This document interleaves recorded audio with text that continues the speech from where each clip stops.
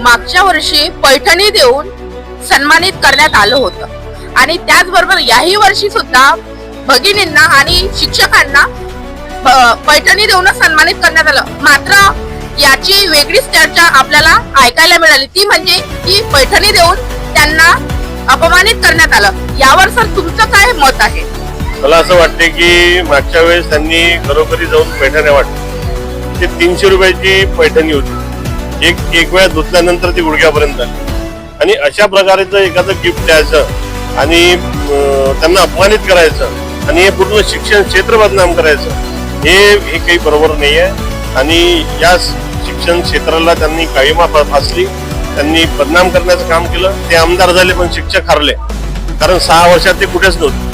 कोणतंही काम त्या महोदयांनी केलेलं नाही आणि त्यामुळं यावेळेस शिक्षक त्यांना धडा शिकवतील आणि यावेळेची निवडणूक शिक्षक आपल्या हातात घेणार. त्यांना माहित आहे की काय चांगलं काय वाईट, कोण काम केलं कोण नाही केलं, कोण काय करतो हे सगळं माहित.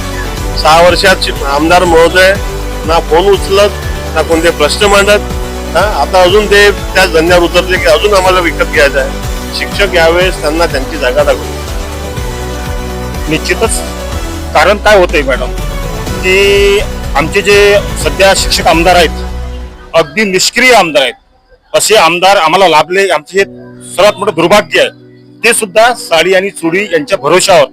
आता शिक्षकांनी नव्हे तर शिक्षक हे तर बाकीचे मंडळी आहेत, सर्वसामान्य लोक आहेत, स्त्रिया आहेत, शिक्षिका स्त्रिया आहेत, यांनी सुद्धा ठरवलं आहे की जो आमच्यावर एक धब्बा लागलेला आहे की साडी चोळीमुळे आम्ही म्हणजे मिळून गेलेले आहेत.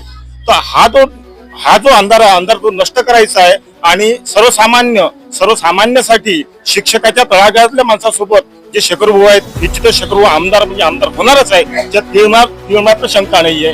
हा जो आजचा कार्यक्रम आहे हा स्नेह मिलनाचा आहे, हळदी कुंकाचा आहे. या अनुषंगाने आमचे शिक्षक भगिनी या ठिकाणी आहेत, शिक्षक वृंद सुद्धा या ठिकाणी आहेत. एक संवेदनाचा धागा, एक मित्र परिवाराचा धागा या ठिकाणी गुंतला गेलेला आहे. शिक्षक महासंघ म्हणजे हा एक मित्र परिवाराचा स्नेह संबंधाचा धागा आहे.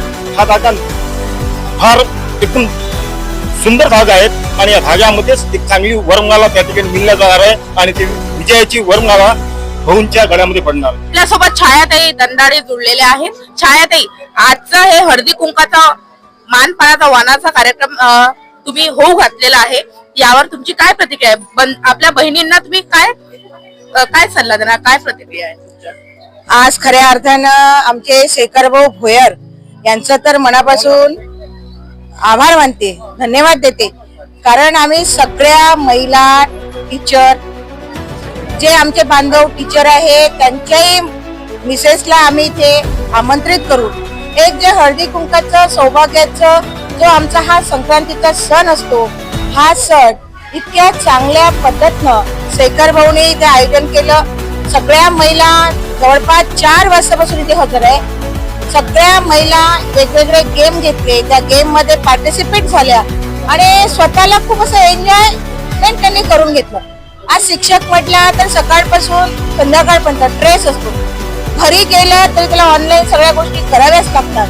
परंतु आजचा हा दिवस सगळ्या शिक्षकांना ट्रेस फ्री दिवस म्हणावा लागेल. आणि शेखर भाऊने वाण सुद्धा खूप छान पद्धतीनं दिलं. त्यानंतर गेम सुद्धा ठेवले, गेम मध्ये विनर झालेल्यांना बक्षीस सुद्धा दिले आणि विशेष म्हणजे उत्तम स्वादिष्ट जेवण सुद्धा त्या शेखर भाऊने दिलं. त्यामुळे शेखर भाऊचं खरंच आम्ही लाडक्या बहिणी म्हणून मनापासून अभिनंदन करतो आणि पुढील कार्यासाठी शुभेच्छा देतो. धन्यवाद. मागच्या वर्षी पैठणीने काम केलं होतं, तर याही वर्षी पैठणी काम करेल का, यावर काय सांगा? नाही, मागच्या वर्षी अपवाद होता. आमच्या शिक्षकांवर तो कलंक लावला गेला होता की पैठणीवर हे केलं.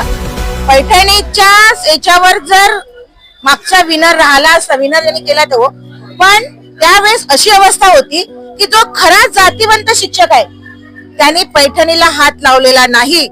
आणि त्यांनी जर जातीवंत शिक्षकांनी पैठणीला हात लावला असता तर 8,000च्या वर आमच्या शेखर भाऊला मतं मिळाले नसते.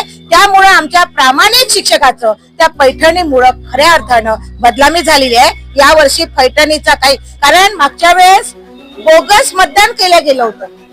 कॉन्व्हेंटचे नर्सरी KG1 ला शिकवणारे शिक्षक होते ते मतदार होते कॉन्व्हेंट मध्ये नेणं आणण्या करण्यासाठी जे ऑटो चालक होते ते मतदार होते, त्या बसणाऱ्या आजूबाजूचे जे मतदार होते. परंतु यावेळेस खऱ्या अर्थानं आमच्या म्हणजे महासंघाने खऱ्या अर्थानं कमिशनरकडे कंप्लेंट केली होती की खरा शिक्षक जो आहे त्या शिक्षकालाच मतदानाचा अधिकार असला पाहिजे. आणि त्यामुळे असं वाटतं की यावेळेस अशा पैठणीवर आमचा खरा शिक्षक जात नाही आणि आमच्या शिक्षकाला जो डाग लागलेला आहे पैठणीचा तो यावेळेस आम्ही काढून टाकल्याशिवाय राहणार नाही.